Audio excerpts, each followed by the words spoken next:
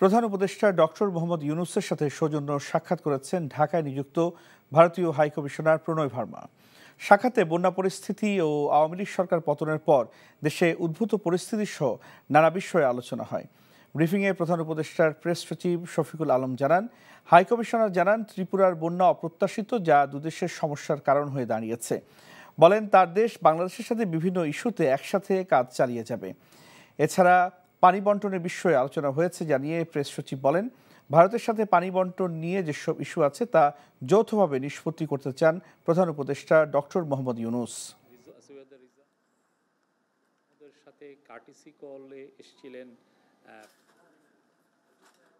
Sir বলেছেন যে এরকম কোনো কোলাবোরেশন করা যায় কিনা, যে আমরা আর ইন্ডিয়া হাই লেভেল ফ্ল্যাগ মিলি যখনই এই ধরনের এই যে বন্যার এই যে ওয়াটার, তো we share the same water. তো সেই জন্য ওনার কথা হচ্ছে যে এই খুবই হাই লেভেল একটা কোলাবোরেশন, এবং এটার জন্য এমার্জেন্সি সিচুয়েশনে এটা যাতে অ্যাক্টিভেট করা যায়। প্রণয় ভার্মা বলেছেন যে ওনারা বাংলাদেশের সাথে কাজ করতে চান, বাংলাদেশের শেয়ার্ড প্রসপারিটি বাংলাদেশ এবং ইন্ডিয়ার মধ্যে ওইটার ব্যাপারে ওনারা এমফাসিস দিয়েছেন। ওয়ার্কার্স পার্টির সভাপতি ও সাবেক মন্ত্রী রাশেদ খান মেননকে আটক করেছে ঢাকা মহানগর গোয়েন্দা পুলিশ। তার পার্টির পক্ষ থেকে বিষয়টি নিশ্চিত করা হয়েছে। বৃহস্পতিবার সন্ধ্যায় রাজধানীর গুলশানে মেননের নিজ বাসভবন থেকে তাকে আটক করে ডিবি কার্যালয়ে নিয়ে যাওয়া হয়। বৈষম্য বিরোধী ছাত্র আন্দোলনকে কেন্দ্র করে ছাত্র জনতা হত্যার ও 2013 সালের 5 মে শাপলা চত্বরে হেফাজতে ইসলামের সমাবেশে গণহত্যার অভিযোগে আন্তর্জাতিক অপরাধ আদালতে দায়ের করা অভিযোগে তাকে আসামি করা হয়েছে। তবে রাশেদ খান মেননকে কোন মামলায় গ্রেফতার দেখানো হবে ডিবি পুলিশের পক্ষ থেকে এখনও তা নিশ্চিত করে জানানো হয়নি। দেশের শীর্ষ 5 শিল্পগোষ্ঠী Beximco group, Summit group, Bashundhara group, Orion group ও নাসা গ্রুপ কর ফাঁকি দিয়েছে কিনা তা নিয়ে তদন্তে নেমেছে জাতীয় রাজস্ব বোর্ড এনবিআর। এজন্য বেক্সিমকো গ্রুপের কর্ণধার সালমান ইফ রহমান, নাসা গ্রুপের চেয়ারম্যান নজরুল ইসলাম মজুমদার, সামিট গ্রুপের চেয়ারম্যান মোহাম্মদ আজিজ খান, বসুন্ধরা গ্রুপের চেয়ারম্যান আহমেদ আকবর সুবহান, ওরিয়ন গ্রুপের চেয়ারম্যান ওবায়দুল করিম এবং তাদের প্রতিষ্ঠানের ব্যাংক হিসাব তলব করা হয়েছে। সংশ্লিষ্টদের ব্যাংক হিসাবের তথ্য চেয়ে বিভিন্ন ব্যাংক, আর্থিক প্রতিষ্ঠান, সিকিউরিটিজ অ্যান্ড এক্সচেঞ্জ কমিশন, সঞ্চয় অধিদপ্তর সহ সংশ্লিষ্ট বিভিন্ন দপ্তরে চিঠি দেওয়া হয়েছে বলে এনবিআর সূত্রে জানা গেছে। এদিকে বেক্সিমকো গ্রুপের কর্ণধার সালমান ইফ রহমান, সাবেক মন্ত্রী শাহাবুদ্দিন, সাবেক এমপি নুরনবী চৌধুরী শাওনের বিরুদ্ধে অবৈধ সম্পদ অর্জনের অভিযোগ অনুসন্ধানের সিদ্ধান্ত নিয়েছে দুর্নীতি দমন কমিশন। 1/11 সেনা সমর্থিত সরকার ও স্বৈরাচার শেখ হাসিনার শাসনামলে দায়ের করা 4 মামলায় জামিন পেয়েছেন এনটিভি চেয়ারম্যান ও ব্যবস্থাপনা পরিচালক আলহাজ মোহাম্মদ মোসাদ্দেক আলী। রাজনৈতিক প্রতিহিংসার কারণে মিথ্যা অভিযোগে এসব মামলা করা হয়েছে বলে জানান তার আইনজীবী। আইনি লড়াইয়ের মাধ্যমে মামলার অভিযোগ থেকে খালাস পাওয়ার আশা প্রকাশ করেন মোহাম্মদ মোসাদ্দেক আলী। রিপোর্ট করছেন আপেল শাহরিয়ার।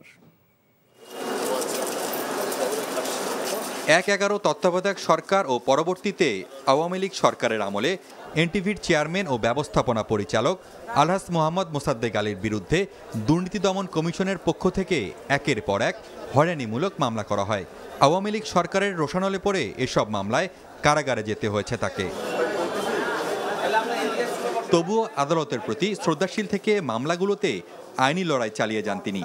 তবে রাজনৈতিক দমন-পীড়নের প্রতিহিংসার শিকার হয়ে দেশ ত্যাগ করায় এতদিন সশরীরে আদালতে হাজির হতে পারেননি।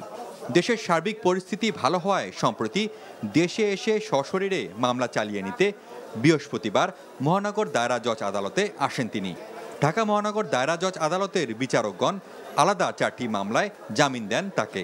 4টা মামলায় জনাব মোসাদ্দেক আলী আজকে সারেন্ডার করেছেন। সরকারের নির্যাতন জুলুমের কারণে তাকে দেশ থেকে চলে যেতে হয়েছিল, আর সে কারণেই তার 3 মামলায় যেটা জামিনে ছিল সেটা বাতিল হয়ে যায়, এবং আরেকটা মামলা পরবর্তী সময় ইনিশিয়েট করে দেশের বাইরে থাকার কারণে সেই মামলায় তিনি জামিন নিতে পারেননি।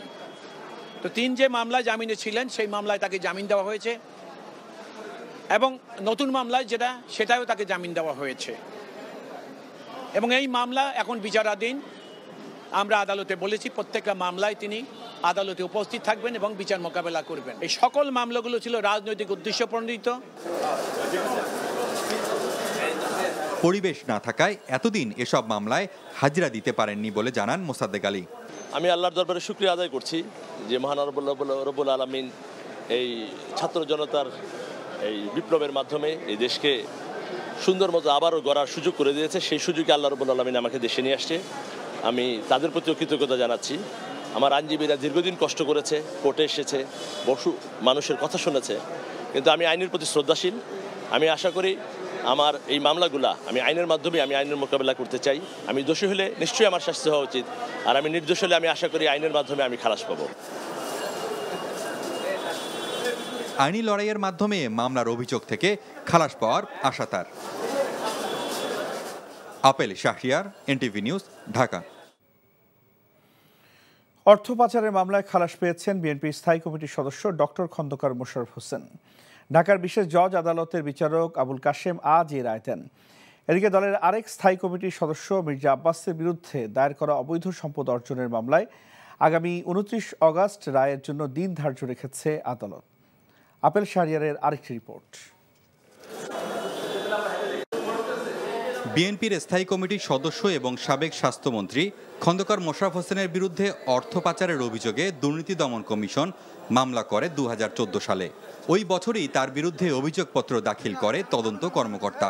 পরের বছর 28 অক্টোবর মোশাররফ হোসেনের বিরুদ্ধে অভিযোগ গঠন করে বিচার শুরু হয়। 9 জন সাক্ষী আদালতে সাক্ষ্যও দেন। দীর্ঘ শুনানিতে মামলার অভিযোগ প্রমাণ করতে পারেনি দুদক। বৃহস্পতিবার সেই মামলার শুনানি শেষে মোশাররফ হোসেনকে খালাস দিয়ে রায় দেয় আদালত।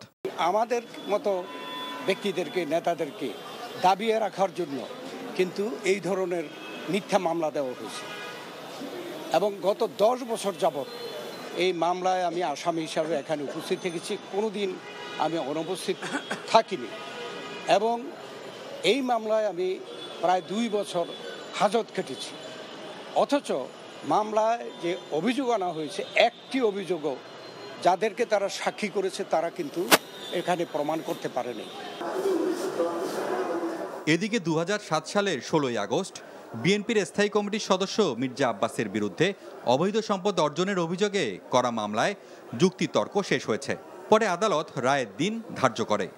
তাদের যে কেস মিথ্যা ছিল, তাদের যে তথ্য প্রমাণ মিথ্যা ছিল, তাদের অভিযোগ যে মিথ্যা ছিল, সেটি আমরা সুস্পষ্টভাবে প্রমাণ করেছি, এবং সেটি আমরা আজকে মাননীয় আদালতে আমরা যুক্তিতর্কের মধ্য দিয়ে তাকে আমরা আমাদের অবস্থানটা আমরা পরিষ্কার করেছি। আমরা বিশ্বাস করি যে মাননীয় আদালত আগামী 29/8/2024 উনি রায়ের জন্য দিন ধার্য করেছেন, এবং সেই রায়ে আমরা এই আদালত থেকে সুবিচার পাব। আদালতে মির্জা আব্বাসের সঙ্গে তার স্ত্রী, মহিলা দলের সভানেত্রী আফরোজা আব্বাস উপস্থিত ছিলেন। Apple Shahriar, NTV news, Dhaka. সাবেক প্রধানমন্ত্রী শেখ হাসিনাকে ডুবিয়েছেন আওয়ামী লীগের 4 নেতা। পলাতক আওয়ামী লীগ নেতাদের বরাত দিয়ে এক প্রতিবেদনে এই তথ্য প্রকাশ করেছে দ্য ইন্ডিয়ান এক্সপ্রেস। অভিযুক্ত 4 নেতা হলেন শেখ হাসিনার ছেলে সজীব অজেদ জয়, উপদেষ্টা সালমান এফ রহমান, আওয়ামী লীগ সাধারণ সম্পাদক ওবায়দুল কাদের এবং সাবেক স্বরাষ্ট্রমন্ত্রী আসাদুজ্জামান খান কামাল। এদের উপর অগাধ বিশ্বাস থাকার কারণেই শেখ হাসিনা তার সহজাত রাজনৈতিক প্রজ্ঞা হারিয়েছেন বলে মনে করেন আত্মগোপনে থাকা আওয়ামী লীগ নেতারা। গত জানুয়ারিতে অনুষ্ঠিত সাধারণ নির্বাচনে বিএনপিকে না আনা ভুল ছিল বলেও মনে করেন তারা। ইন্ডিয়ান এক্সপ্রেস জানায়, আওয়ামী লীগ নেতারা পালিয়ে থাকায় এবং বক্তব্য দিতে অপারগতা প্রকাশ করায় প্রতিবেদনটি তৈরি করতে বেগ পেতে হয়েছে।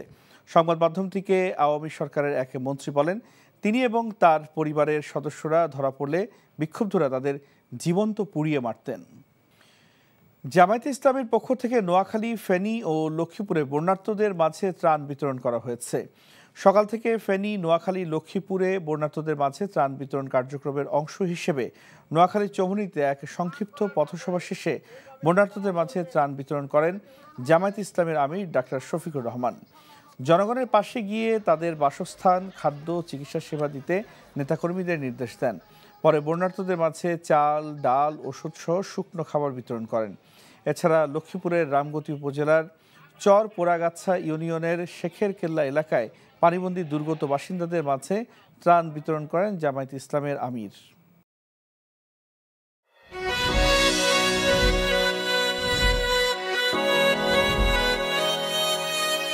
এই শুনছো, উঠো না। আমি বলবো একটু ঘুমাই। তোর বাইরে লেগে এক কাপ চা বানাই দে। ভাইয়া চাই কি চিনি বেশি দিব নাকি কম? 2 চামচ লবণ দিয়ে দে। চোখে চেয়ে হাত ছুঁয়ে আছে সাজানো পথ চলা কথা বলা যেন শেষ না। আমি যে বিয়ে করছি আমার যে বউটা একটু ঘোরা উচিত কারো মাথায় আছে? যে থাকি পথে আসলে তুমি বুঝি রাঙা রথে বিভোর হয়ে থাকি প্রতিটি ক্ষণ। ডাক্তারের কাছে যাবো স্যার। আমার একটু নিয়ে চলেন না।